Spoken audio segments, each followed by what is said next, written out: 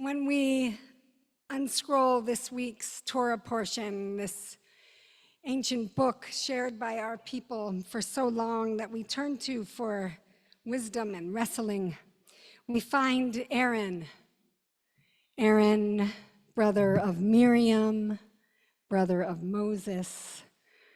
Aaron learning the rituals that he's to do and doing them in his role that he's been given as priest. And there are rituals described and undertaken by Aaron. And in one of them, he's told that he's to take 2 goats, and so he does this. He takes a goat. One of them is to be offered as a sin offering, and the other is to be left alive and then sent off into the wilderness, set off to head to Azazel. So Aaron needs to lay both of his hands on a live goat, al rosh hasair hachai, on the head of a live goat, and confess, hitvada, all of the pesha and the avon, all of the sins of the whole community. And then the goat is going to be set off with a designated person to be set out into the wilderness. This designated person, this ish iti, is what Rashi calls a ready man, which is how I felt, Adam, when you stood up ready to sway and move, ready for courage. And what I loved about Rashi's explanation is that this ready man has been ready since yesterday. I love that idea. A little bit of zeri-zoot there and enthusiasm. And somebody said, "Are you ready?" I have been ready since yesterday. I am a ready person. I am a ready man. Ish iti. So here is Aaron going through and leading in the ways that he's been asked to. You have to wonder, how did he gather all of the sins of the people? I imagine it was a long process of people coming to him one by one and sharing with him what they had done. So after, I can imagine, hours, maybe days of this, he has them collected, and now he lays his hand on the head of the goat that will be walking into the wilderness. The name of this parsha is called Achrei Mot, after the death. After the death of who? Who are we referring to? Because the parsha doesn't begin with death. It's referring to Aaron's sons, who died some chapters before. But we're told that this still, for Aaron, is right now after the death of his sons. So Aaron, having experienced tremendous sudden grief, and then gathering all the sins and the intensity of the people and their pain and their tearing at each other and themselves. This is where Aaron is when he lays his hands on the head of the goat. And then, with the ready man, they walk. They walk for a while, because the goat needs to be on a pathway to Azazel, which we learn is an austere mountain or a high cliff or a cut land, or in my favorite interpretation, a deeper wilderness. So I imagine Aaron walking for a while with the ready man, the designated one. And I can imagine that maybe Aaron wants to walk with the goat for a while. But Aaron is not the designated one. Aaron's the one who has to come back into community. So after some time of walking with the goat, Aaron comes back. So much Aaron is carrying of grief, of holding a whole community's pain. And then the goat is to be set free, and Aaron's to come back into the tent of meeting. And then we're told of what Aaron needs to do. He has to take off the linen vestments that he's been wearing and leave them there. And then he's going to bathe in holy waters. And then he's going to come out and offer his own offering. So I imagine Aaron having held all of this. Is it possible to turn everything off except for this microphone?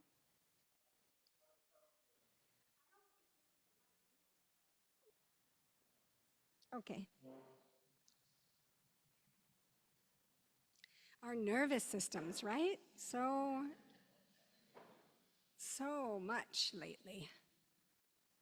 I don't want to be adding more shock to your nervous system. Especially when we're talking about the beautiful part where Aaron gets this ritual of receiving. So he comes in, he takes off the garments, and he bathes in the holy water, and he gets to make his own offering. And in this, I imagine that Aaron is not alone. I imagine that Aaron gets finally to be received.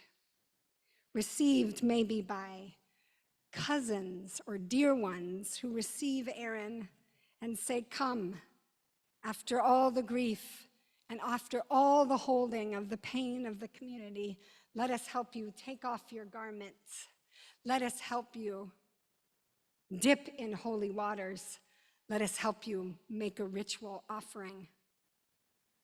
And I know here in this room, there are so many of you like Aaron who spend your days listening to other people's pain, receiving it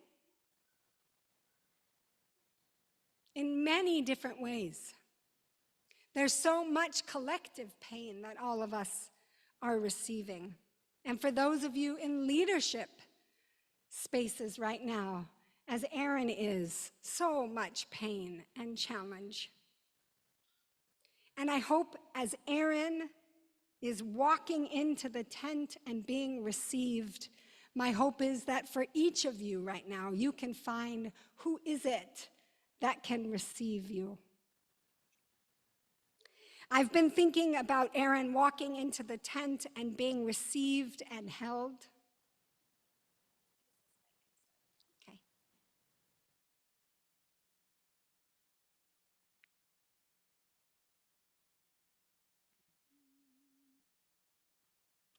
I said no urgency on Shabbat.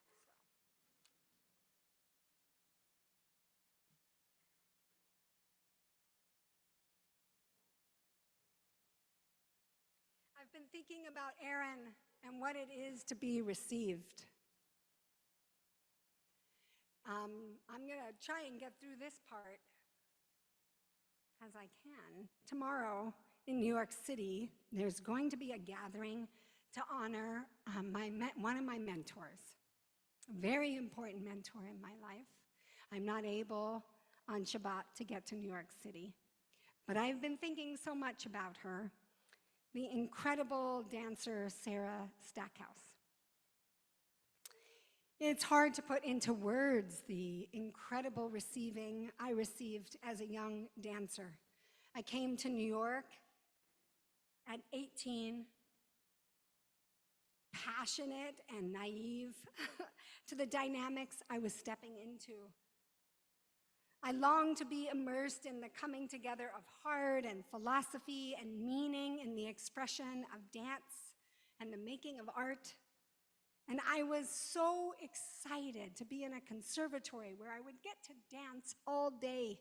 It was what I wanted more than anything else. And yet soon I found that mostly what we were going to do is learn technique and more technique and more technique, and that trumped the development of creative expression and the shaping of us as artists.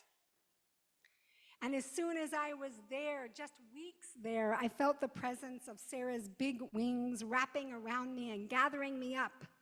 "Come over here," she said. "Come before they eat you alive." in dance studios in her home, in long conversations and clear recommendations to me about life and loving and dancing. She was a profound shaper of my life. I've heard from many of you, you don't talk a lot about your dance life. So here's a little something. That first year was the centennial celebration of the modern dancer Doris Humphrey. And there was a piece that Doris Humphrey choreographed called The Shakers, which was based on the religious sect called the Shakers. And Sarah, my dear mentor, was commissioned with doing this historical reconstruction. And she cast me as Doris Humphrey, who spins and spins and spins with no spot. You know, usually you can spot a place, but this was sort of like whirling with no spot. And then a sudden stop, and then a proclamation, and it hath been revealed. You can imagine how much I loved that. I loved it. And we did this piece around New York for the celebration of Doris Humphrey, full of all the passion of those early modern dancers. And then soon it came up that I was going to do a summer dance program, and Sarah, in her characteristic way, said, don't do that. Come with me to Mexico, to San Luis de Potosí. I'm teaching, and you can be my teaching assistant. And it was incredible to be there at this dance festival, to assist her and to see her beauty and her at home in the world. What it was to be so fully held and received. I've been thinking about Sarah and about these tender, open years when you're in your late adolescence and early 20s, and you're in a conservatory, or you're at a university, or you're on a college campus. Tender, open, learning years. And these past months, and especially these past weeks, have been a challenging time for students in these spaces of colleges and universities, and even just in the world for those not on a college campus. I've spent the last 10 or 12 days talking to at least one college student every day. It is also the time in my life where I have a kid and I have nieces at colleges all over the country. And the conversations with these young people have been incredible. Incredible humans in these tender, expansive times, learning and growing and navigating these difficult situations and holding nuance and holding complexity and expressing themselves. And then this week, my niece at UCLA got a call from a friend to join her in the ER because a firework had been thrown and hurt her body. Her friend is okay. But this should not be happening, this sort of violence to students on campus.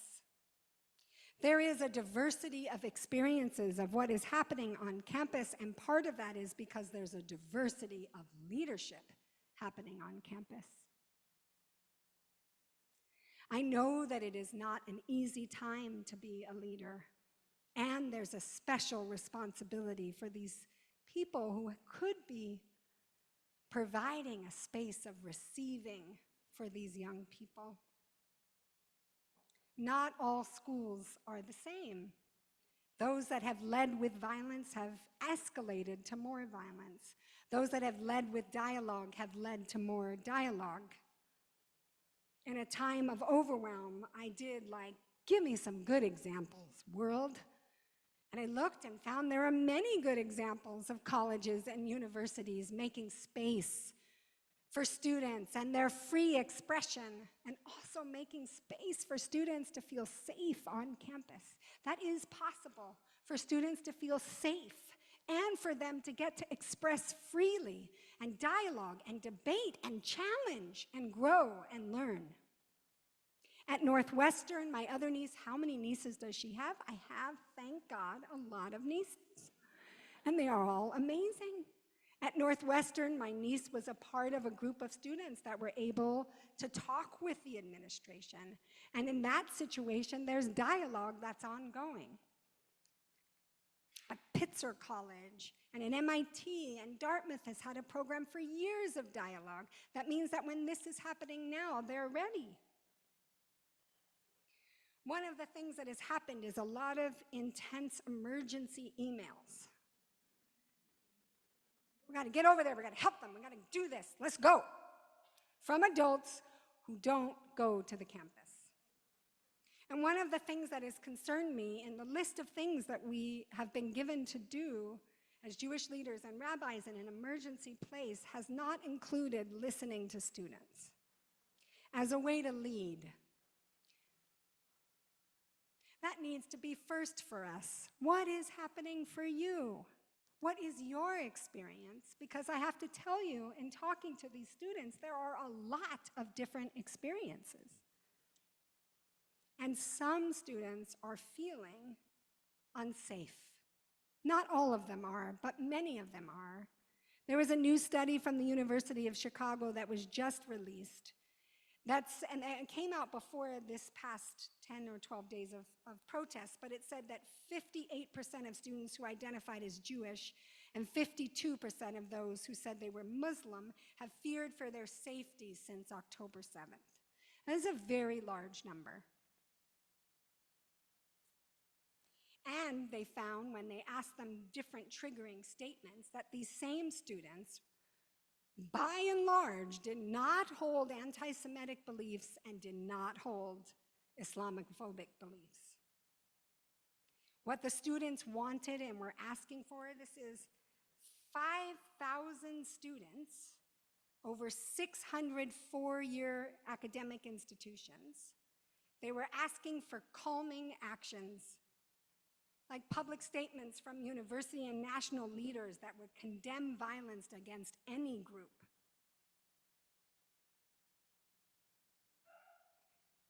Amen.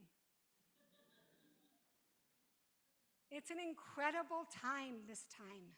There is an amazing amount that we can learn from listening to our students. Maya Zinko, who's the Hillel rabbi at Berkeley, asked, what if our universities felt accountable first and foremost to their students and their education? What if our universities prioritize speaking to student leaders and creating forums for facilitated dialogue across difference? Soon, these students will break for summer. Some of them are going to stay where they are, and some of them will come home. We have incredible Nefesh college students, some of them, thank God, coming home. These are the same students I just want to raise up. These are the students who went through the COVID quarantine. These are the students who didn't, the senior year of this year didn't get to have their high school graduations. The junior years, their entire year was about COVID quarantine. Senior years, it started in March. The juniors, the entire thing of senior year. And the sophomores, most of their high school experience was during COVID quarantine. This is an incredibly unique generation that has gone through that and now on college campuses is navigating this. These young people need to be held and received by us. If you have a young person in your life, I hope that you can do this, that you can reach out with curiosity and ask them what it is that's happening for them and how you can support them. And if you're like, well, forget young people, I need to be received. I hope that you're able to do this, that you're able to ask somebody, hey, my rabbi told me that I might need to be received. I mean, she said this thing about walking with the goat. Maybe I can or cannot do that, but I could be received. There can be rituals where we can hold each other, where we can bathe each other, where we can make rituals of offering using the beauty of our Jewish tradition, rituals of Shabbat and receiving, rituals of Havdalah. What a beautiful time for Havdalah for our students. That has ended, and this has now begun. What is the possibility of what could be ahead? Aaron needed to be received. Each of us need to be received. Come, let us take off our vestments. Let us bathe in healing waters. Let us receive each other. Shabbat Shalom.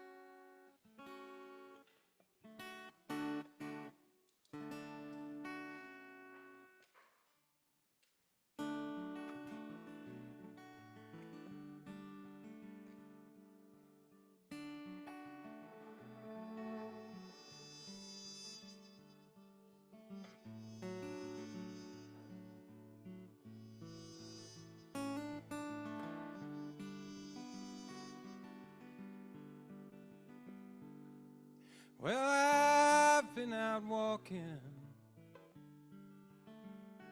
I don't do that much talking these days.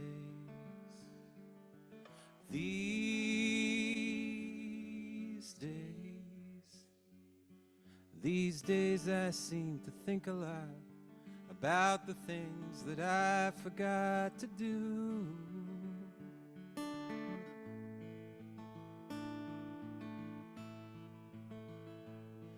And all the times I had the chance to.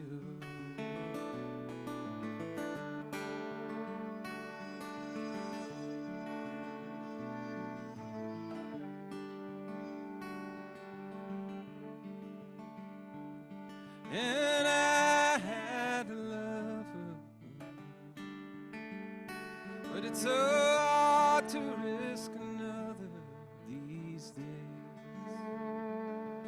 These days. And if I seem afraid to live the life that I have made in song,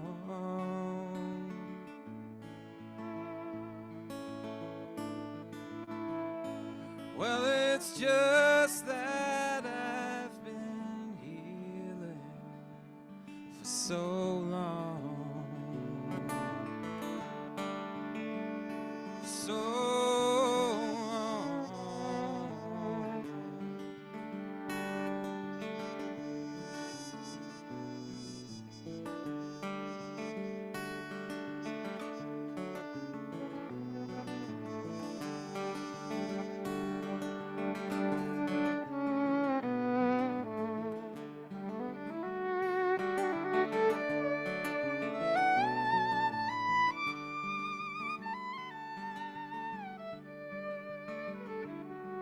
Well, I keep on moving on. Things are bound to be improving these days.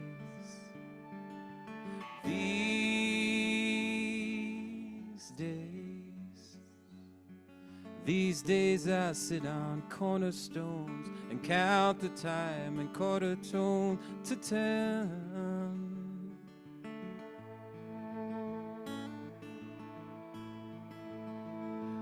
Don't confront me with my failures.